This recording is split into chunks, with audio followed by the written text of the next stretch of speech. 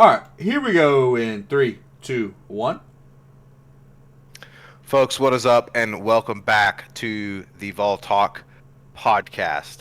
That is Austin, and I am Blake, and we took a little bit of a breather. The basketball team finished out the regular season. We're heading into the tournament. The baseball team is about to head into SEC play, so we strategically waited to drop an episode until now for you all to kind of cover all this in one episode.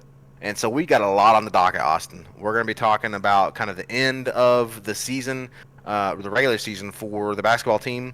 Uh, wasn't exactly what we were hoping for in terms of the end of the regular season. So that's a bit of a bummer. But we're going to talk about the good news. We're going to talk about the SEC tournament that's coming up. And then we'll get into the baseball team and yet another dominant sweep of a kind of a no-name team. But now we've got SEC play coming up against Florida, and we're gonna see what these baseballs are made of once we play a top 10 SC team in Florida. Yeah, no question. A lot of fun stuff coming up. I mean, like you said, SEC play in baseball, which is always super electric. I mean, every weekend you have really top tier matchups in college baseball.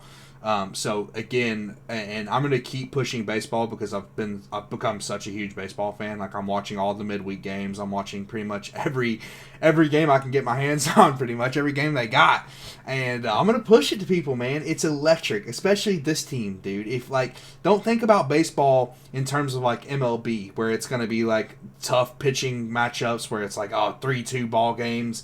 It's not. That's not what this team is, dude. They absolutely hit bombs every single game. It's just so fun to watch. They're super electric. So I highly recommend this Florida series. Like you said, Blake, it's gonna tell us a lot about the team. And then for the basketball team, it's SEC tournament time, man. It's like you said, not the end of the regular season we really wanted, but we have a chance to redeem ourselves in the SEC tournament. I don't know how the seeding's going to work out at the end of the day. If we go on to win the SEC tournament, will it be enough to get us into that one seed? It's not we're not sure. Like I think it's gonna depend on who we get in the tournament. It's gonna depend on who we beat in the tournament.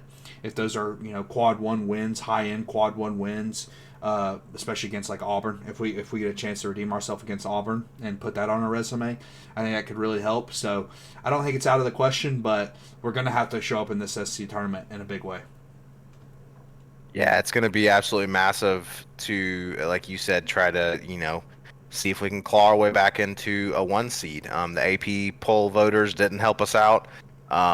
They, took the opportunity as soon as they could to drop us, as far as they could.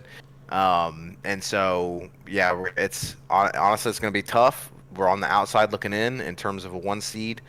But yeah, like you said, we'll see what happens with the SEC tournament, especially if we're able to get that win against Auburn, like you mentioned, and then maybe even go on to beat a Florida or a Bama, in the tournament championship game. So absolutely huge stuff coming up, like you said, for all of these sports. Of course, we're going to be looking for the Lady Vols as well in terms of they land in the NCAA tournament. I'm not sure if they've played their game against Vanderbilt yet in the women's They SC did. tournament. They lost. They did. Yeah, that's unfortunate. So early exit on the SC tournament, but again, we'll see, how the NCAA tournament shakes out for them. But regardless, again, a couple things that didn't go our way at the end of the basketball season, regular season. We'll kind of start with the end of the regular basketball season for the men. But overall, we ended on a good note with a win against South Carolina. And now we've got a lot of things to look forward to in the SEC tournament. So, Austin, what were your kind of thoughts on those last two games of the regular season and just kind of overall look at the regular season for this team?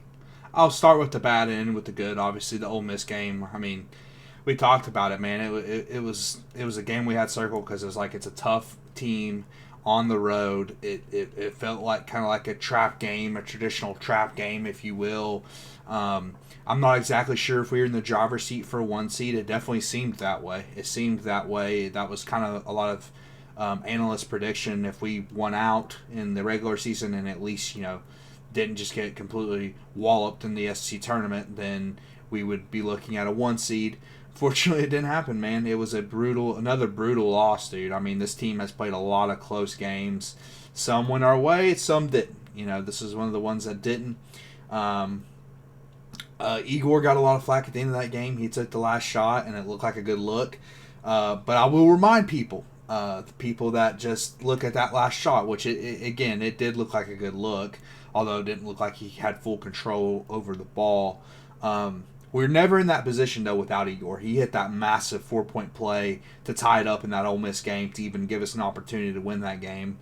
But man, it was just one of those games where it's like you kind of had to have it if you wanted to be a 1 seed. Now, some people are debating whether the 1 seed was better than like a high end 2 seed, depending on our opponents and stuff. We don't have to deal with a Purdue this year.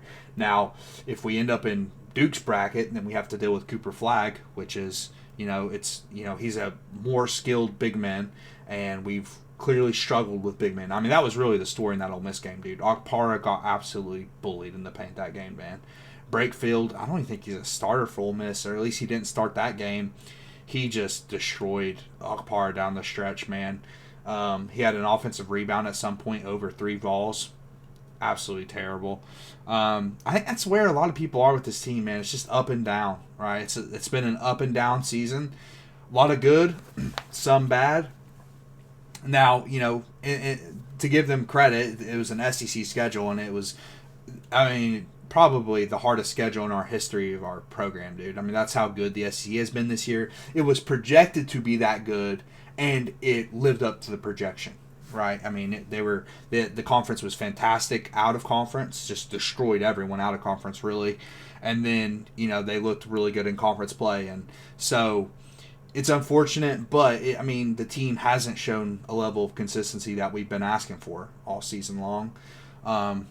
But we'll see. We have the tournament to change everything, right? We can always go on a run, dude. You never know, but Yeah, you got to get hot at the right time, and so hopefully we can do that. Hopefully the team, and we knew there would be losses throughout this SC schedule because, like you said, I think you're right. It has to be the most difficult schedule this basketball team's ever had, or the Tennessee basketball team's ever had. I mean, it's just insane. It's nuts. And so we knew the losses were going to come, but man, it hurt to drop that one against Ole Miss when it was like, man, you're right there. You're right there. Just finish it out. But we did end on a good note in the regular season. We got a big dub in Thompson Bowling Arena for the seniors. Of course, Chaz Lanier and Igor Milicic were honored in that game because they're technically seniors. But man, story for me is Meshack, Gainey, Ziegler, all those guys are seniors, bro. And I do, man, and how much they've given to this program. I'm glad that we were able to get a big win to end their regular season career for those Vols, those guys, because man, they're definitely VFLs. no question, dude.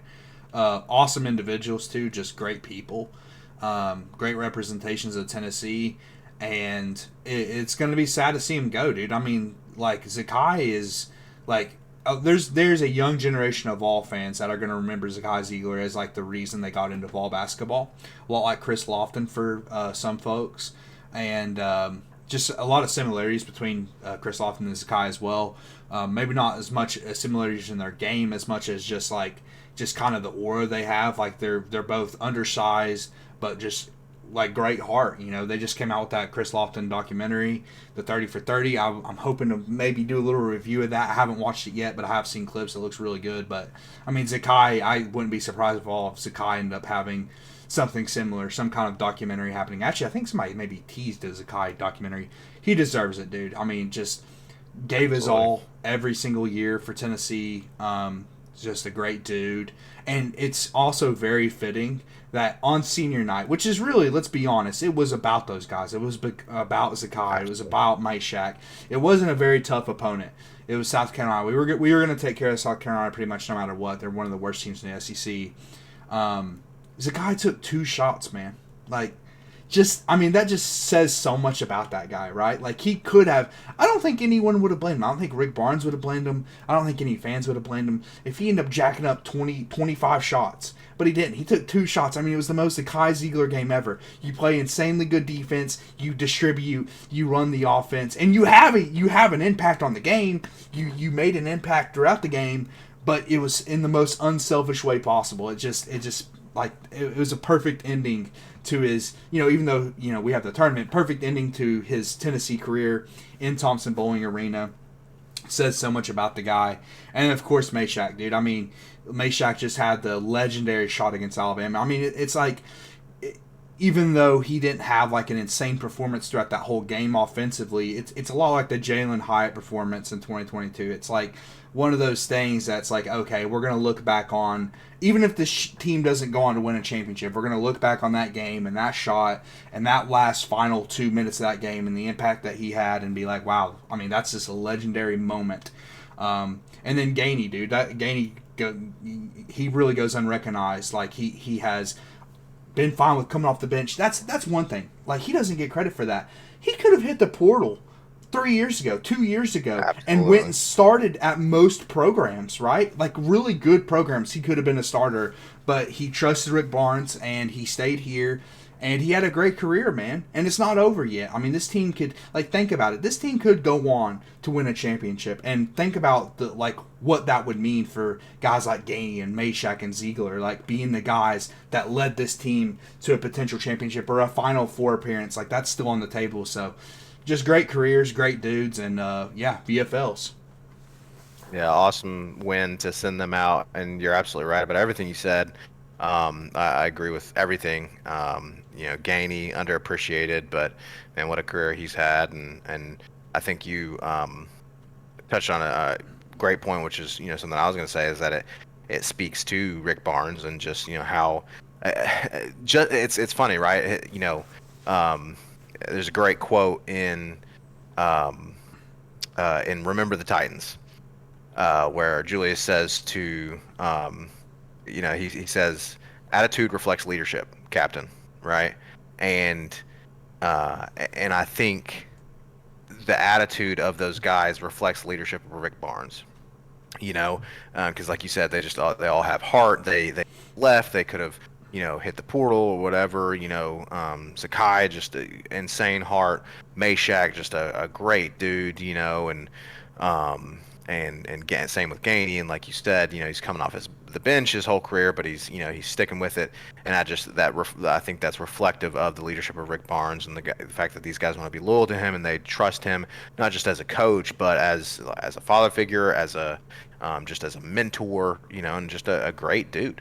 I think it just shows Coach Barnes is an awesome dude. I totally agree. It does reflect on Rick Barnes, and I don't think anybody wants to talk about this right now, but I could very well see this being Rick Barnes' last season, just because he's talked so highly of all those dudes and has coached them their entire careers. And I wouldn't blame him at all if this is the season he decided to go out, especially if we can make a run, because again, this season's not over, and this team is capable of beating any team in the country, and it's a lot because of those guys. Like this team is not where it's at without Zakai Ziegler. Or Meshack. Talk about unselfish. This dude has the athleticism to get more touches and more offensive opportunities at other programs. He's not a great offensive player, but he has the ability to at least make an impact on the offensive end. But he has accepted an extremely unselfish role as a defender, a 3-and-D kind of guy who's not gonna get the opportunity to shoot a lot. He's not gonna get the opportunity to score, but he doesn't care. He wants to win, and like that totally. You can totally see that in him, and just the way he talks and gives credit to other players and things like that. So yeah, just 3 awesome guys, and you're right. It totally does reflect on Rick Barnes and what he's built here. It's gonna be sad to see these dudes go, dude. Seriously. I've become huge fans of them over their entire career, but especially this year. I mean, just what they've contributed and the players they've become, and not to mention, I mean, Sakai is extremely good. So it's like we're gonna have to replace that production as well. It's gonna be tough. Exactly, not just the leadership. I mean, the leadership is just that's an intangible that you can't measure. But even if you don't measure the leadership, you have the production to replace. So it's going to be extremely tough. And then you also touched on the transfers, Chaz and Igor. Great single season, right? I mean, Chaz has especially become more consistent at the end of this year, and I think at this point, I think it's extremely fair to say if Chaz doesn't show up in the tournament, then we don't have a shot, right? We're going to need that offensive production from Chaz. We're going to need what Igor brings as well, which is, again, very unselfish brand of basketball, which it's honestly incredible what Rick Barnes has done at Tennessee, especially in this era, right? Because we're an anomaly, man. We are a true anomaly. People accept Chaz Lanier accepted less money in the portal to come be coached by Rick Barnes. I mean, that is, I'm not gonna throw shade at other parts of our programs right now, but the football staff needs to really hone in on that.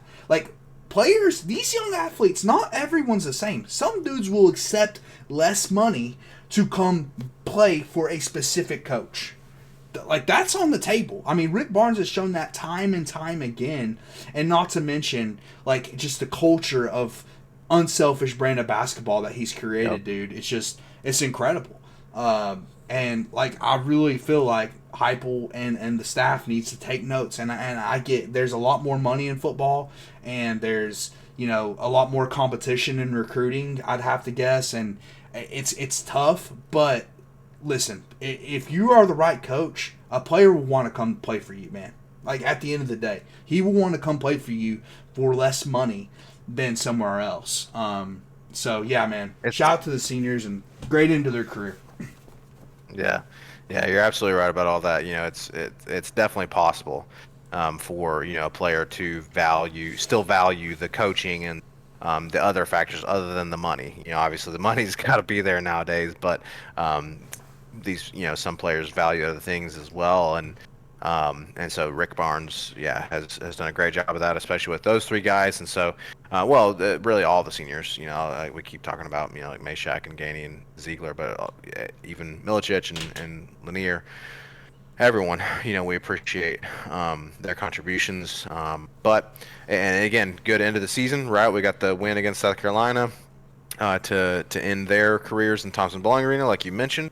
But now it's on to the SEC tournament, and it's a little dance before the big dance, right? And so we did get two first round, or not first round. We got two buys. The double buy is what the word I was looking for in the SEC tournament. So we don't play for this episode. Will drop tomorrow, which is Thursday. And so wait, I'm losing track of my days. Today's Wednesday. We play on Friday. We play on Friday. That's right. Okay. Correct. So this will drop the day before that we play. And like you said, we were talking a little bit off air before we started recording that it looks like we're probably going to get either Texas or Texas A&M. So that's guaranteed. Texas or Texas A&M. Or sorry, I meant it's we'll either get Texas or Texas A&M.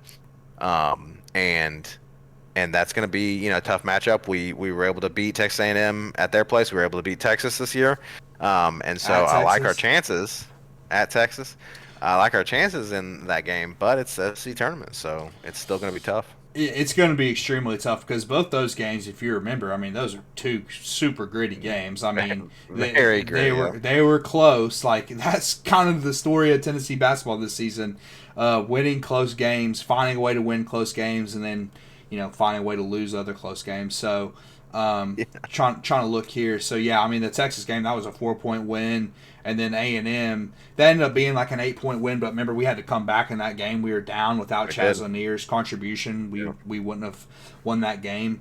A&M's a favorite in the game, so it's looking like it's more likely that we play A&M than Texas. But honestly, I think I'd rather play A&M, to be honest. That guard for Texas, man, what is his name? I'll go find his name real quick. Johnson, dude. He lit us up in the first matchup. Trey Johnson I remember that. lit us up in the first matchup. So I think we match up better with A&M than Texas, so I would probably rather get A&M. But like you said, I mean that's a tough matchup no matter what. I mean those are two tournament teams. A&M was looking like a 2 seed for a while. I don't think they're going to be a 2 seed at this point, but so yeah, it's going to be a tough matchup no matter what. It's very hard to predict what this basketball team's going to give you, man. It really is. Like, even defensively, like that's really been Rick Barnes' consistent parts of his team is his defense. But like even some nights defensively, man, like a big can give us trouble. A good big can give us trouble, dude. Like Akpara looks good defensively until he plays a good player in the paint. Like that's the reality. You get like a guy like Broom in the paint, like against Auburn or Brakefield against Ole Miss, dude. He just gets destroyed, dude. Gets absolutely destroyed, completely bullied. So hopefully we can avoid that. Unfortunately, the two of the main 1 seeds, Auburn and Duke, both have really good bigs. So it's going to be tough. It's going to be tough to win the tournament, but I think that's our only shot. If we still want a shot at a 1 seed, that's going to be our only shot. We have to win the SEC tournament, and then we might get that consideration for that last 1 seed. Otherwise, I think we're pretty much a lock to get a 2 seed. I don't see us dropping out of a 2 seed range. But yeah, dude, it's going to be a fun tournament no matter what. I haven't actually tuned into any of the games up to this point, but I probably will tune into some of the at least final 8 games or the final 8 teams in the tournament because it's gonna. I mean, people are saying the SC tournament's harder than the college basketball tournament because it's like it's condensing like some of the best teams in the country. Yeah, it's all tournament teams in the SEC tournament except for like what, 1 or 2 high end tournament teams, dude. So like we're talking about literally the best teams in the country playing each other, battling it out. So yeah, it's a very tough tournament to win, especially this season. So we'll see what happens, but I am excited to watch it because it's going to be good basketball.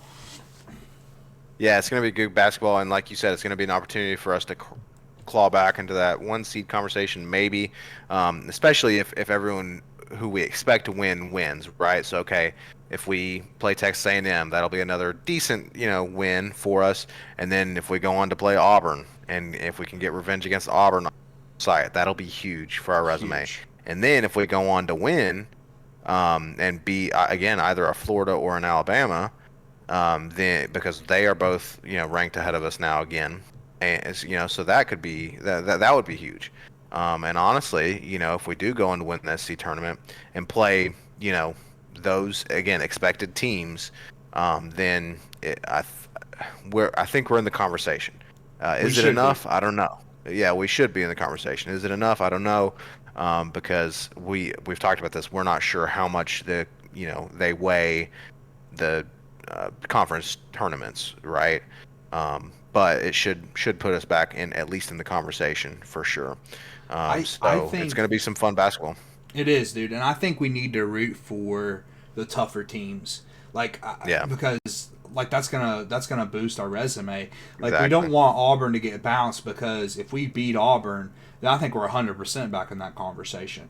And then if we get a rematch with Florida or Alabama, and then add another Florida or Alabama win to the resume, then I think at that point you would have to put us at the 1 seed because part of the conversation is it Florida, is it Alabama, or is it Tennessee? Exactly. Like that's part of the conversation. So who's going to put themselves above? Well, if you add a win, especially if you get a second win against Alabama or a second win against Florida, and you beat Auburn in the tournament, then I think that should be enough to get us into that last 1 seed. And who knows if that's better, dude? I mean, it's this team is so hard to predict. So it's going to be very hard to win this tournament. I almost want to save the juice for the big dance. You know what I'm saying? Right. I almost do want to save it. If we're gonna put 4 or 5 good games together, which we're capable of doing, save them for that big tournament. You know what I mean? As much as I would love to win the SEC tournament, because like you said, I mean, honestly, winning the SEC tournament is going to be a huge feat in and of itself. But as much as I would like another SEC tournament, I want that Final Four appearance even more. So, dude, you might be battered and bruised after winning that damn thing too, because it's like I mean, it is a tough road, especially the teams that didn't have buys. So, I mean, do you even want to go the full tournament length just to potentially get that last one seed? And then remember, with that last one seed, you're going to get a very tough two seed, like a Florida or Alabama. And do you really want to have to play them again? So, I'm not going to be super bummed if we, we don't win this tournament and we don't go all the way. Especially, if we make it all the way to the championship and then you just have to play more games, but then you drop the championship and you get the two seed, it's like, it's like, what was the point? All for nothing almost. Yeah, exactly. And that's a good point that you bring up, because honestly, if we get to the championship and then we do lose against a Florida or an Alabama, then, it definitely hurts us. It doesn't, that almost, even with the Auburn win, that almost does more to hurt our resume, because then, like you said, this, it's this, question of Florida, Alabama, or Tennessee, and if Florida or Alabama get another win against us, then it's that's done. Settle the debate, right? So exactly, and we're just putting more miles on these guys who have had already a very hard season as it is, because you just went through this SEC gauntlet and then you have to play this SEC tournament. And I get it. It's basketball. It's not like it's a super physical sport. But in the SEC, it's pretty physical. I mean, if you watch Tennessee basketball, it's pretty physical. And, you go back and watch our game against Auburn, dude, that was an extremely physical game.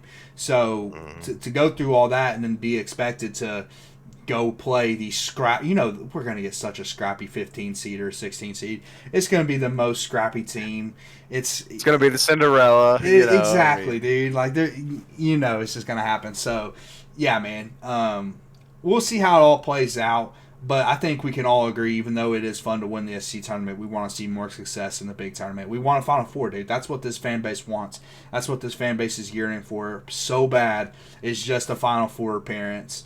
So, yeah, man. I mean, it would be an awesome way for Rick Barnes to, because we all know he's at the end of his career. Who knows if he's going to retire after this season or 5 seasons from now? But either way, what a way to top off his Tennessee career with a Final Four appearance. It would be his first. Exactly. As coach, actually, so I think he and it would be our second. first. I thought he had an Elite Four, but he didn't have a Final Four. I think he made one in like 2003 or something at Texas. Okay. I could be wrong about that, but I'm pretty sure he did. Okay. Regardless, it'd be huge for our program, for him. So we'll see how it all shakes out, folks. We're going to be keeping an eye on the SEC tournament. I'm sure that y'all are going to tune in as well, but we'll definitely be talking about Tennessee basketball on the other side of the SEC tournament after these games coming up this weekend. So be on the lookout for that and how the basketball team does. But before we move on to baseball, Austin, I want to take a moment to remind folks, look, if you are this far into the video, you love Vol Sports, okay? We love Vol Sports. We're talking about Vol Sports. It's a podcast called Vol Talk. And if you're at this point, then you love the Vols and you to talking about the Vols. So go ahead and give us a sub. Go ahead and give us a like on the video. If you're feeling froggy, share it with a friend. But at the very least, give us a like, drop us a comment if you would. We'd really appreciate it, and we really appreciate y'all's support, especially as we're going through basketball season and baseball season. We know that most folks prefer football, but as Austin said in the beginning of the episode, this baseball team, man, and I'm going to use this as a perfect segue, this baseball team is fun to watch. They're hitting bombs, and listen, if you are a true baseball fanatic and you do enjoy good pitching and good defensive play, we got that too. Yeah, we got that too. We got lockdown pitchers. I mean, that's the thing. It's just we're hitting bombs on the other team. If you do share the podcast with a friend, we prefer it's a Vol friend, a Vol fan. So share it with another Vol fan. And we got some football content coming up, man. We got the NFL draft coming up. We also are starting to see some spring practice clips. Starting to see David Sanders out there. He's looking a little light. They need to get some meat on them bones. But Nico, man, I saw Nico. He got a little bit of meat on them bones there in the offseason. He's starting to beef up a little bit, which I love to see. Got some reports that Boo Carter's on offense. So we got some football coming up for our football fans.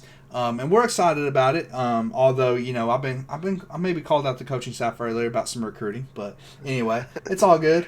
It's all love, We, of we course. are we're not nega Vols or anything like that. We are No, still actually, fanatics.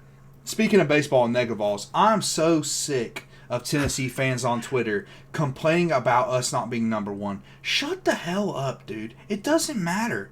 We haven't even started SEC play yet. I can't stand people. I can't stand people complaining about rankings at all. Like I hate when we talk about the AP poll on Vol Talk during football season. I'll be completely honest with you, dude. It's completely irrelevant. The AP poll Yeah. means nothing. It's completely meaningless. I don't even know why they still publish the AP poll in football. And I don't even know why they publish it in basketball. It doesn't impact the basketball rankings either. At the end of the day, Well, a committee you know why they determines publish it? what the seeding. Yeah. It doesn't matter. The committee, determines, and so it's meaningless. But I mean, you know why they publish it? It's because it's voted on by journalists, and then journalists have the power to publish it. It's just, Yeah. it's self fulfill. Yeah, Like exactly. It's they hired themselves. We didn't even ask for they it. They hired exactly they themselves. hired themselves. And No one asked for you. No one oh, asked for your and opinion. don't get me on a rant. I'll rant about how those idiots determined a football national champion for 100 years. I'll Yeah. get on that all night. I want to talk about this baseball team. Stop complaining about us not being number one, people. It doesn't matter. We play LSU this year, so we will see who the better team We is. we will And see. Yeah. and it doesn't matter once until we get to Omaha anyways. We have to make it back to Omaha, and then anyone can win it from there. If you remember last year, Blake, we were the number one seed going into Omaha, and people talked about how the number one seed hadn't won it in years. The number one seed Yep. hardly ever wins it. Mhm. And we literally broke that trend. So yeah, dude, the So rankings even the doesn't matter. seating once you get to Omaha is like, And I get it. And a you lot, know, and I'll be honest, a lot of those fans, they're new baseball fans. And listen, guilty as charged. I'm a new baseball fan as well. I haven't been watching Tennessee baseball since I was a little kid. I've been watching in the Tony Vitello era. But it's like, come on, man, get real. It's like the rankings don't matter. But this team, you could argue they should be number one. There's a real argument for that. It looking doesn't good, matter, man. but they're looking extremely good, dude. I think really my only question about this team up until this point is the pitching depth.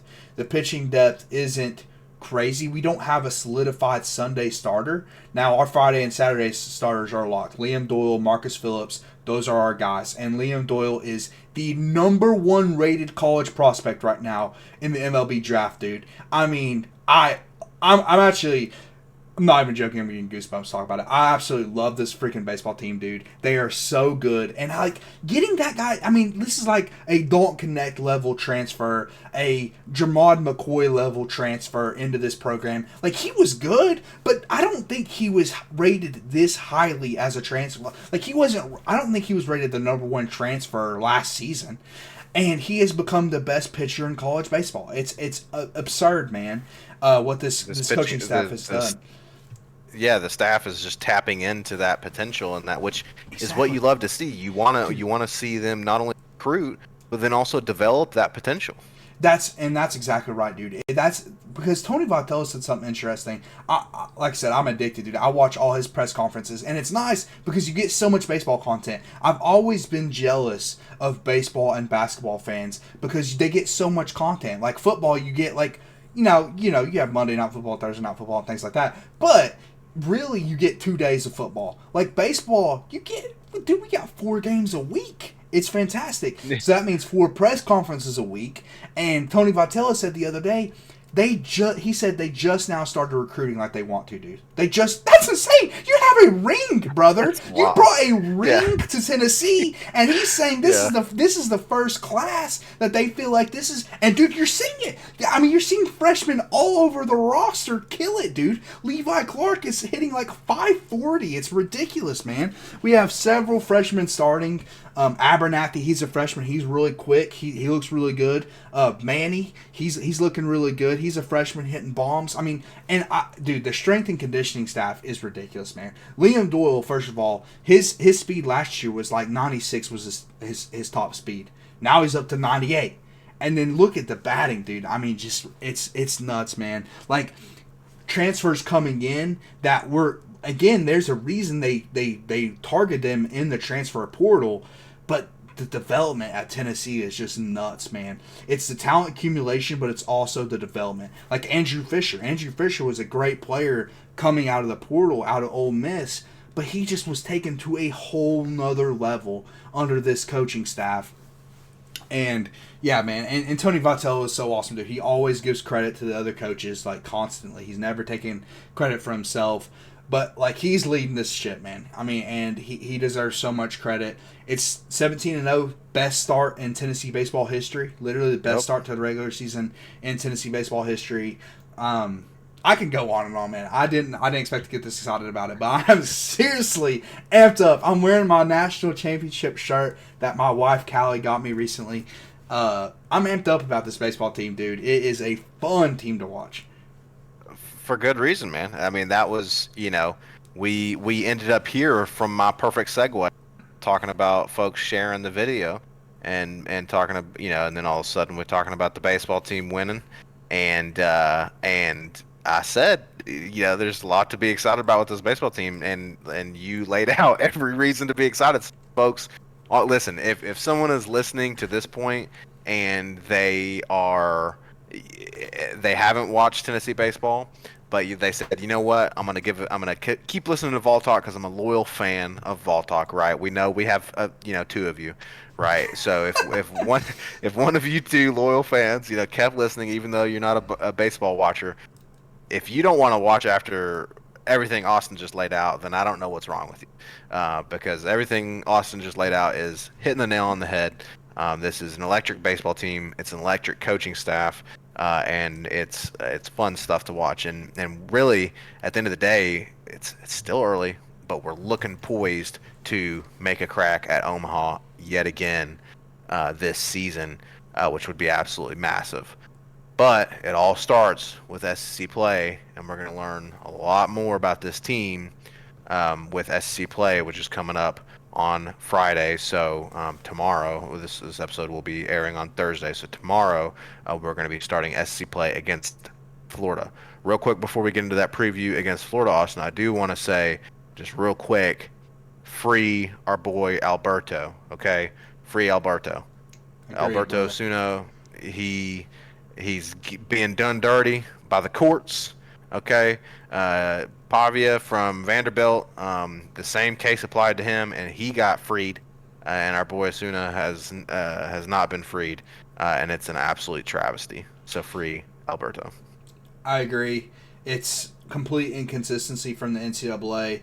Just one of the worst organizations ever. I mean, they really could have built an empire, man. They could have built an empire. They could have built something great at the NCAA, but they're hanging on by an absolute thread. This is the kind of stuff that is going to make Greg Sankey be like, yeah, we don't need the NCAA. I'll just run my own league, because he knows the SEC runs every single sport, right? Like, we have been the best in football for 20 plus years, been the best in baseball for years, and now look at the basketball. I mean, the ACC's got like 2 relevant tournament teams, and the SEC's looking at like 14 tournament teams. It's every sport now, man. The SEC runs every single sport.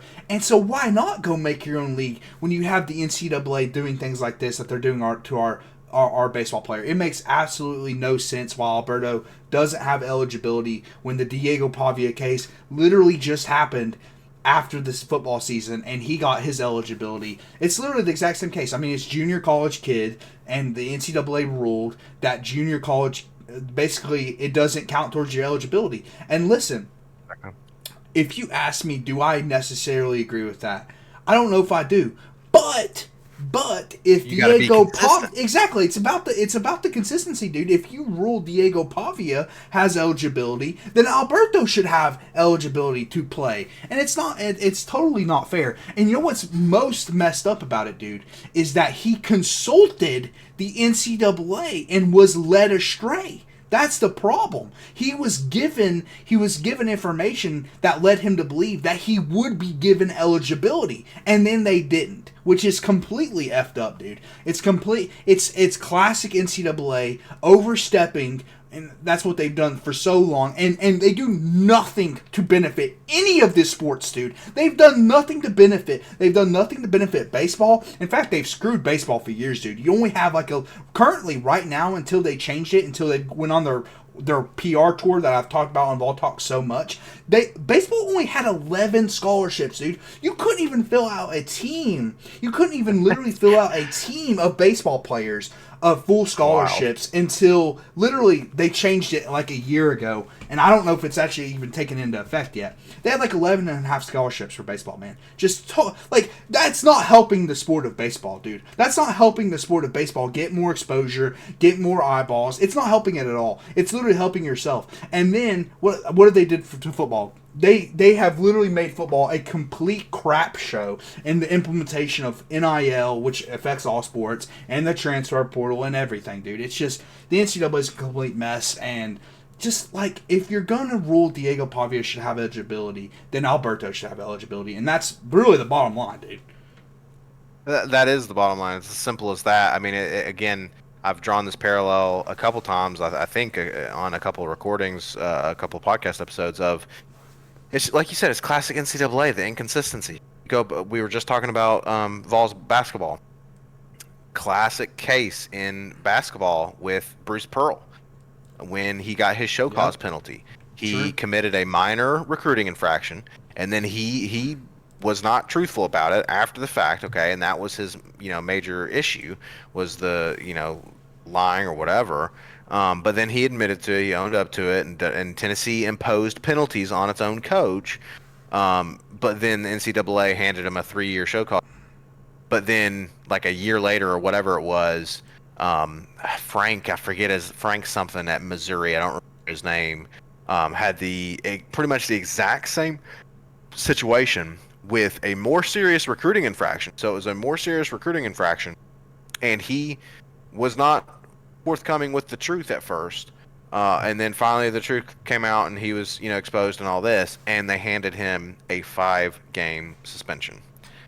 Absolutely insane. Just the inconsistency, like you said, it's classic NCAA. So it's just ridiculous. But hopefully Alberto will be freed, because man. But honestly, it's like, maybe this is a sign from God. God's like, man, the Vols would be too powerful if they had, Alberto at first base. And if the NCAA is trying to punish the Vols, like, because listen, the NCAA and Tennessee don't have a great relationship. Let's be honest. Like we all know what happened during football season and the lawsuit that Tennessee won. Like, they are very aware of that. And of course, we're talking about different. I'm assuming it's different judges, different courts. Like, I don't know all the legal stuff. I don't pretend to be a lawyer, but again, it's not a great relationship between the University of Tennessee and the NCAA. But if you're trying to punish Tennessee, this is the kind of thing that motivates a team, man. Like, an entire team is going to be motivated because their guy because this is a very tight knit team, like very tight knit.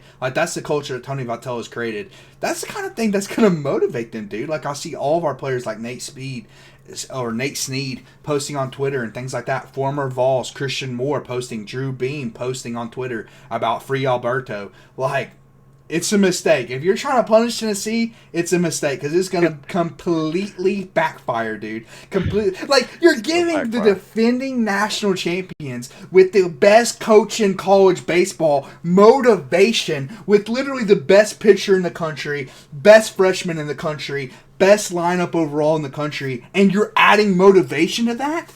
Terrible idea. Terrible idea. Go ahead, bring it on. Bring on the hate, because this team loves to thrive on hate. That's for sure. And so, yeah, it sucks. It's obviously, we want it to not be the case, but yeah, if you're gonna try to punish us, it's not working. It's just gonna motivate the team. So hopefully they are motivated, Austin, for this series coming up against Florida, starting on Friday. We've been alluding to it, and so now we'll do a quick preview on the Florida series. It's going to be big. I don't have it. I should have it in front of me. I don't have it in front of me. I know Florida's top 10. I believe they might be like, 5 or 6, somewhere in that range. And so this is a very talented Florida team to start off our SEC play. And so and obviously it's a rival in the Florida Gators, so it's going to be massive. Currently, Florida is number 7.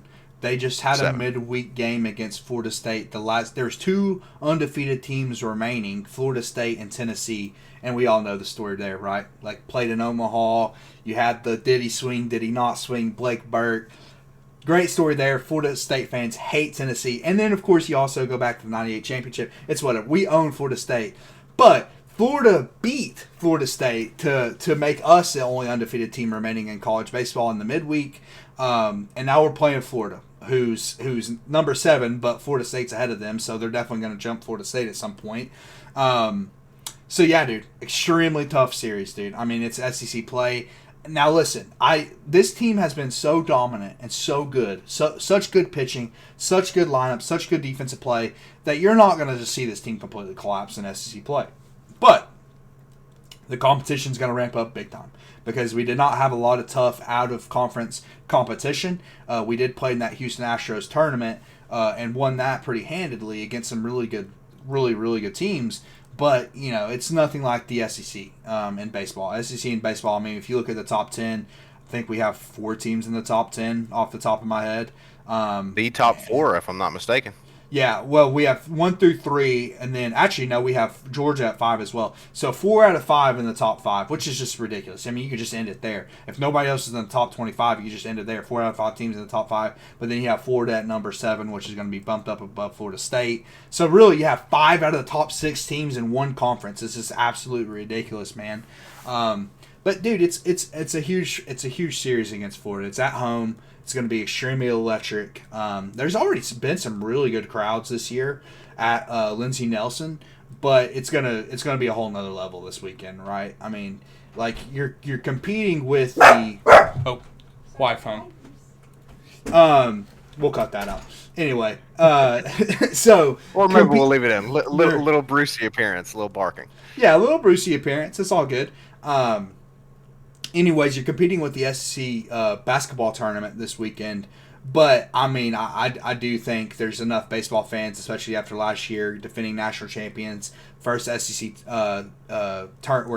first SEC series of the season, gonna be a ton of fans. I mean, it's gonna be sold out. Like that's what I'm trying to get at. It's gonna be sold out. It's gonna be absolutely electric, and like you said, it's gonna be really tough. But honestly, dude. One thing I feel so good about this year, which we didn't have this last year, to be clear. We did not have this last year.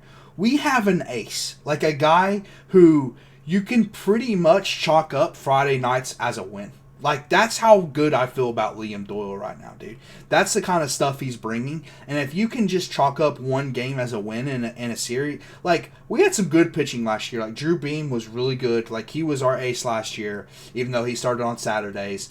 And then Xander was really good on Sundays. Like, he ended up being, especially come the postseason. Like, he was electric in the postseason on Sundays.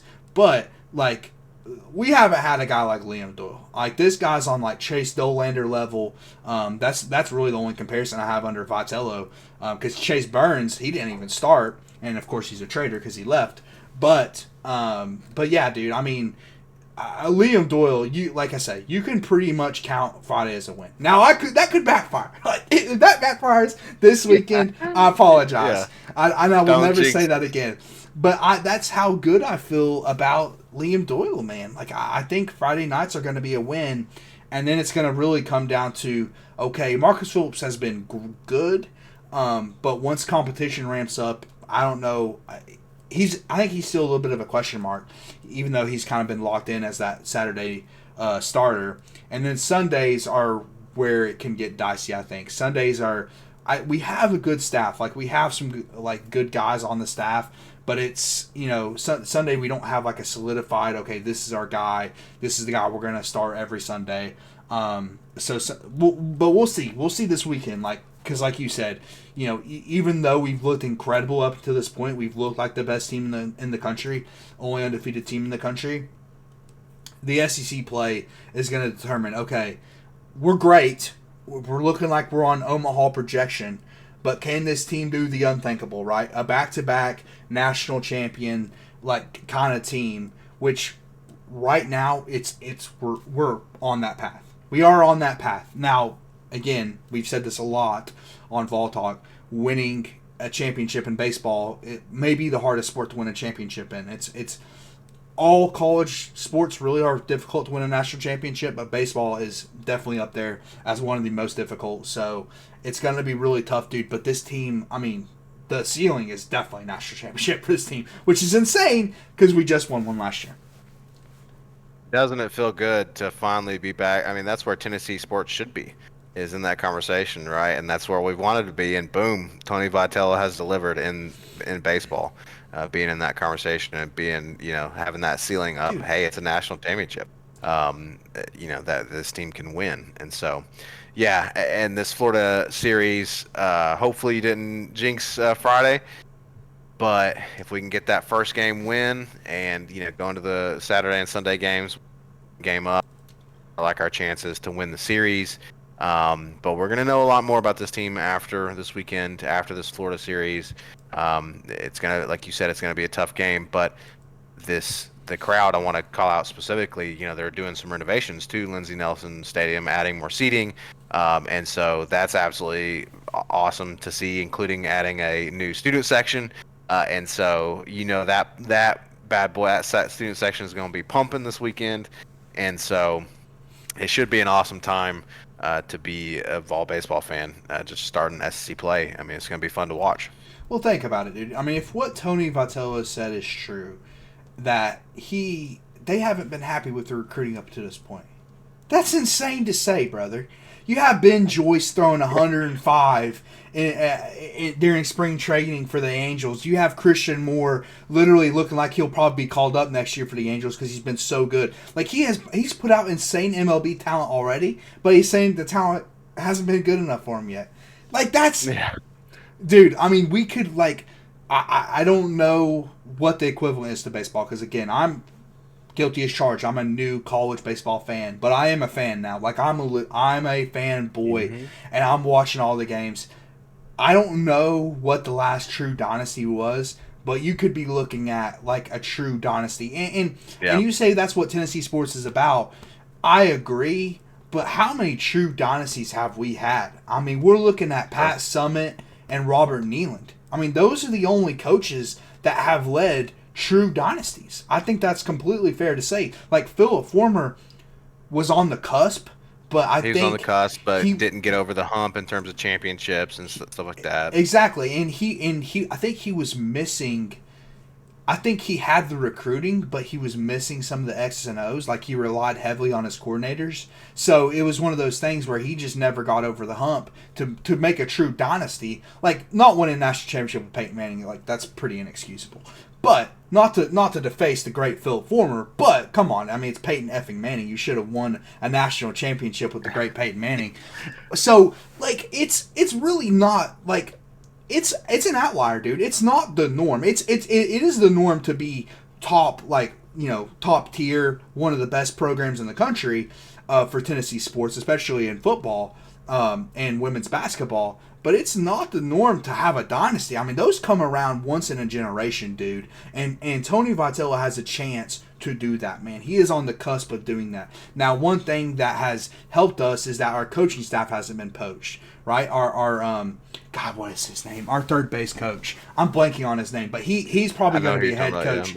I think he's going to be a head coach soon. So and he's been with Tony the entire time. Dolander. No. Anyways, I'm looking like a fool right now, but because I've heard his name 1,000 times. But he is probably going to be a head coach very soon because he's very young and he's probably going to be poached. Which that's going to be a big question. Will he be able to replace him after he's gone? Because that's a big problem in football, right? You see these football teams have success, and what's the first thing that happens? The offensive and defensive coordinator are poached from that coaching staff. So that's really, I think, the only question that's left for Tony Vitello is will he be able to handle when the third base coach gets a head coaching job?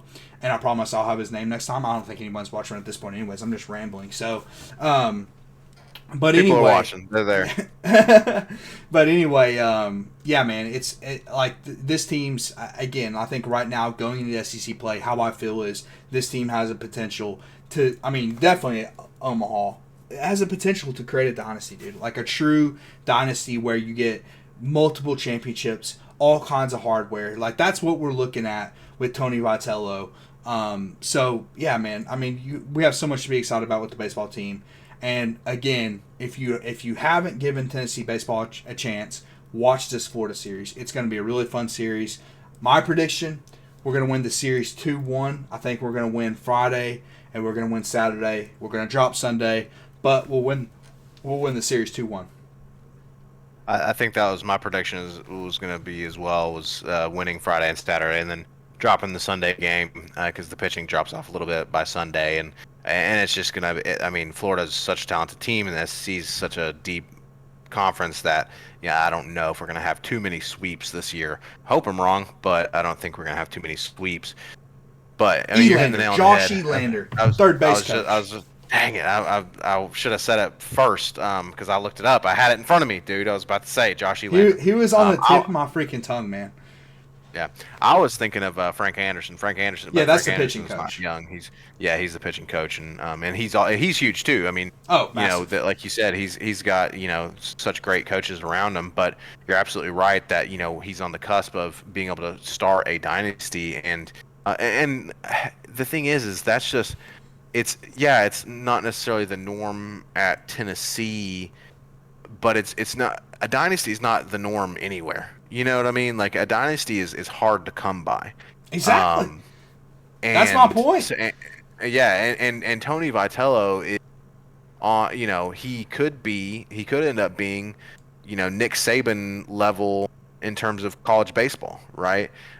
In terms of his greatness, but we're still early, right? And it's one of those deals where it's like, you missed when it comes to Tony Vitello, everyone missed the really, really low stock price, but he's still a buy in terms of stock prices because his I stock is only agree. going to go up, I mean, you dude, know? if you buy what he says, that this is like the first recruiting class, and he's saying that, and sometimes there's coach speak or whatever, although that's not typical coach speak, saying that hey, we haven't, even though we have Christian Moore like on our resume, we haven't Yeah. recruited well enough. It's like, dude. It's also playing out in the field. Go look at Levi Clark, man. Yep. I mean, he's nuts. I mean, these freshmen. We have multiple true freshmen in the lineup. Stone Lawless, the catcher. I was going to talk about the catching battle right now. We have a catching competition, in my opinion. Stone Lawless versus Cannon Peebles. Both really good players. Both have a ton of power. Can hit really well. I think it's gonna be a competition, man. I think Cannon Peebles will play. I think he'll start. But Stone Lawless, dude, as a freshman, is looking insanely good. Like it's if you take Tony at his word and say, "Hey, we haven't exactly had the talent we've wanted yet," and then you add that to the development, and if he can keep Elander for a while, Coach Elander, and I think Frank Anderson's here to stay because he's at the tail end of his career. But I mean, yeah, man, I think it's very possible. I think you're right. I think it could be a buy. I think it really could be. And I mean, he's already had like a Hall of Fame level career here at Tennessee, and he probably wouldn't want to hear this, but dude, statue kind of level. We're talking about statues, brother. Raise the statues, baby. We're already ready. We're ready. Raise the statue. I mean, honestly, I really could see, in the future, maybe the Lindsey Nelson Stadium with Vitello Field or something like Yeah, like exactly. something's going to be named after him, a statue, because of what he's done. But yeah, he's on the verge of potentially a dynasty, Nick Saban level kind of stuff, but for college baseball.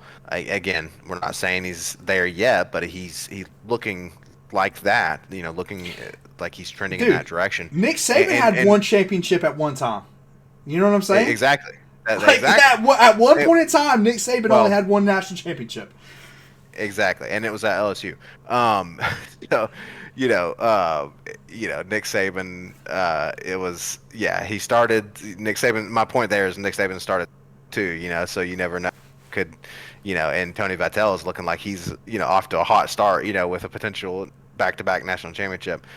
But you made a great point about being able to replace the coordinators and the assistant coaches because what. Look at Nick Saban. If we keep drawing this comparison, True. what was Nick Saban able to do? Because Nick Saban's staff was always getting poached because he, everyone wanted a Saban, staffer, right? But he consistently was able to replace them with the best of the best. And I think usually when you're a great coach, you're able to attract, great new, great talent around you because people want to learn under the best, right? So, but it is going to be telling, right? If Tony can keep a good staff around him, even when he starts to lose them to poaching, I think he's going to be able to. I think he is going to create a baseball dynasty. And again, folks, listen, the wagon is leaving. The wagon has left. So get on the wagon while you can. Okay, especially if you're a Vol fan, it's time to buy into the baseballs. Yeah, man. I mean, yeah, I can't say enough good things about Tony V, dude. Before he came here, Lindsey Nelson was under 2,000 capacity. I emphasize, and I'll probably say that 100 times on Ball Talk, because people like it's like Peyton Manning building Lucas Oil Stadium. People always say Lucas Oil Stadium for the Colts, and I got a Peyton Manning Colts jersey right behind me. Anyway, it's people always said Lucas Oil was the house that Peyton built, because like without Peyton's impact on the Colts, that stadium wouldn't exist. That's talking about adding over 6,000 capacity to Lindsey Nelson. That's the house that Right. Tony Vitello built, brother. Because it would not be happening if you didn't have the defending national champions. And they're still going to sell out with that additional capacity, right? I mean, there probably needs to be more room, Oh and yes, so and they're yeah, adding it's more. yeah, exactly. They're continuing to add more. So, absolutely huge stuff from Tony V. And this team is looking nice. So we will see heading into this SC play. Austin and I both predict a 2-1 series win against the Gators this weekend. Austin, any other thoughts on the baseball Vols or the Florida series? Nope. Just if you're a regular Ball Talk listener, get ready to hear about more baseball. I'm amped up about the baseball team, as you can tell. So you're gonna hear a lot of baseball talk. Hey man, we dropped a poll and we got a whopping 65 votes, and baseball actually came in at number two. And we asked what's your favorite Vol sport, and baseball was actually above basketball. It came in at number two. Excuse me, with football of course being number one. So Not impacted at yeah, all by the defending national champions, of course. no 0%. No bandwagoners. I wouldn't call it bandwagon. It's just, I mean, we've talked about it so much. Tennessee baseball wasn't on the map, and Tony V put it on the map. So, absolutely awesome stuff. Folks, we covered a lot tonight. Man, we covered the basketball Vols, the men's basketball team. They will be heading into SC tournament play the day after this episode drops. So, on Friday, we will be having our first game in the SC tournament against either Texas or Texas A&M. And at the same day, we will be starting SEC play in baseball against the Florida Gators. So this is going to be a packed weekend for Vol sports. It is a good time to be a Vol fan. We're winning, and there's a lot going on. So it's good stuff all around. Austin, any other final thoughts before we close her out? Nope. Go Vols. Go Vols, baby, indeed. So, folks, again, huge weekend that we've got coming. We will be reviewing all these games coming up on this weekend, including the basketball tournament, the SC tournament, results of that, as well as the results of the baseball series against Florida. We'll be reviewing all of that for y'all next week. So we will catch you all on the other side of these games this weekend. Until then, as always, go Vols. GBO.